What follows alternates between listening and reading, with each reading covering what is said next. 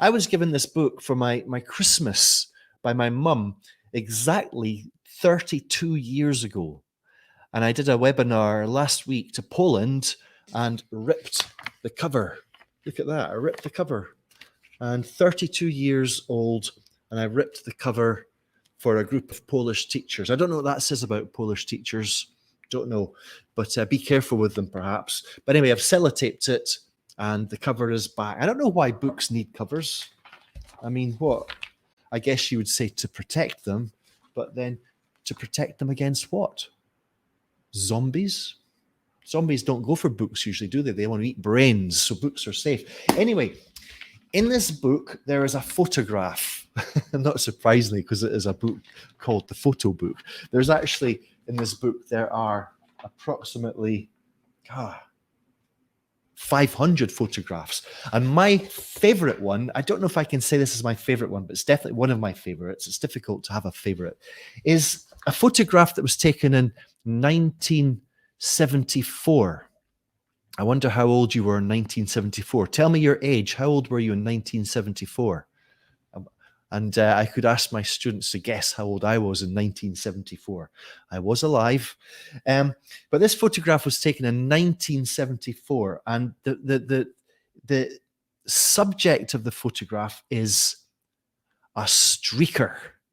Remember, that's the title of this activity, a streaker.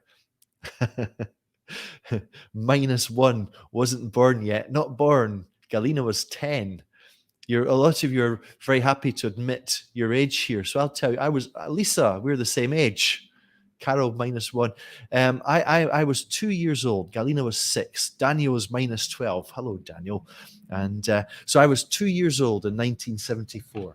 And this is such a good photograph. In fact, this was actually, it has been referred to as the photo of the decade. It won a number of awards. It won Time magazine photograph of the year.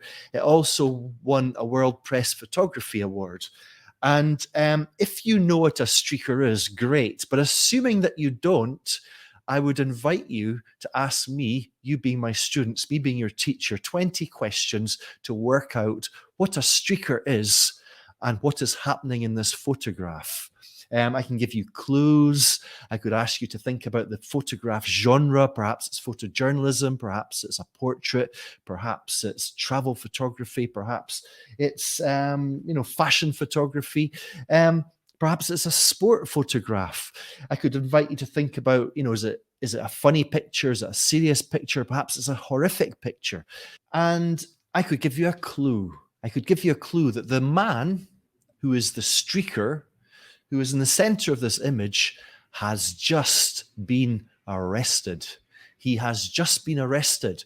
Why has he just been arrested? Well, he's been arrested for streaking, because streaking is a crime. So what is this crime and what does it involve? What does it entail? I'm going to show you this picture, okay? Such a good picture. Photographer's name is Ian Bradshaw. He's an American photographer. He took this photograph in 1974 at Twickenham Stadium, which is near London. This was during a rugby match in February of that year. Very, very cold day. And you can see that I've taken some effort to cover up that part of the photograph which might not be appropriate for you. You might be shocked. What is so great about a picture like this, any photograph that is potentially the photograph of the decade, will have so much written about it. There are so many stories surrounding it. And so one of the principles here that I'd like to share with you in working with an image like this is to go in search of stories. And it sounds very simple to say this, but all too often I see teachers, they stick to the photograph, they stick to the image, they stick to what they see. And we spend time thinking about how we can use that picture in the classroom. Step outside, go online, go in search of stories about it. So I've done that. I've gone I've stepped outside the picture. I've gone in search of a story. And what you can see right here on the screen is what I refer to as a story pathway. This is a story pathway. Hello, Debbie. This is a technique that I use quite a lot as a classroom storyteller. And if you are on, or if you've taken part in the LessonStream story course, this is a technique that we've mentioned a few times. And it's also a technique that I've used many times in my lesson plans. The idea is very simple.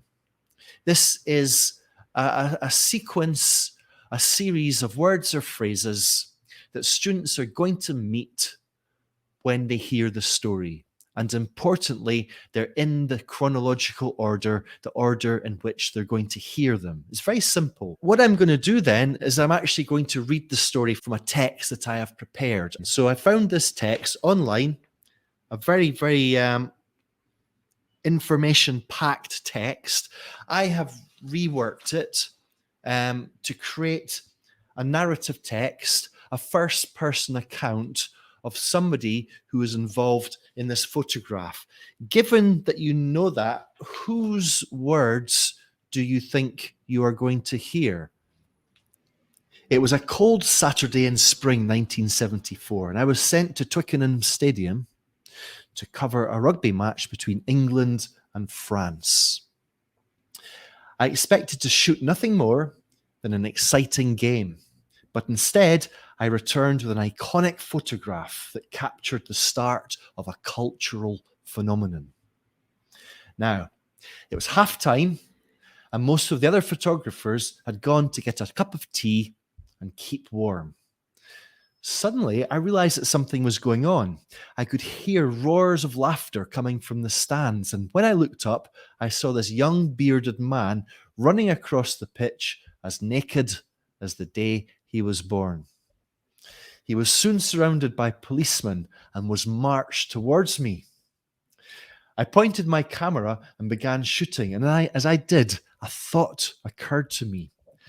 How can I possibly get a picture of this X-rated scene that a newspaper will publish? Every time I pressed the button, the streaker was overexposed. I thought, I've got to get one frame wherein his private parts are covered. I really like the fact that the streaker has outstretched arms. It makes him look like Jesus. I also like the gentleman in the background, comically running towards the scene with a coat, determined to put an end to this outrageous behaviour. I wasn't aware of him at the time. The photo caused an immediate sensation. It was printed in many different publications and countries. I earned a £100 bonus and won numerous awards, including the World Press Photo of the Year. Although it's my most famous photograph, in a way, it was the easiest picture I've ever taken. I was in the right place at the right time with the right lens and film in the camera. Let's just have a look at this photograph again. What do you think of that? Did you like my story? My question is, whose words were those? I know you know. Will your students know? Will they be able to work it out? That those words, whose words are those? It's a slightly trick question, isn't it? Because students are maybe deciding who in the picture. But of course, Galina says it is the photographer, of course. Exactly. So there's also a little problem there, isn't there? What was the key thought that the photographer was having as he shot that scene in front of him? What was he thinking? He was thinking, let me just read it out again. He was thinking, and I'll repeat this, how can I possibly get a picture of this X-rated scene that a newspaper will publish? Every time I pressed the button, the streaker was overexposed. I thought, I've got to get one frame where his private parts are covered. So what's the problem then? How did this picture appear in the media all over the world if this man had his private parts showing? What's behind the post-it note? Who wants to see? Who wants to guess what's behind the post-it note? Some of you know. I think that some people might think, what if students have seen this before? They'll know. Well, they'll think they'll know, but I don't know. Some of you have seen this before and you still don't know what's behind the sticker. Am I right? Try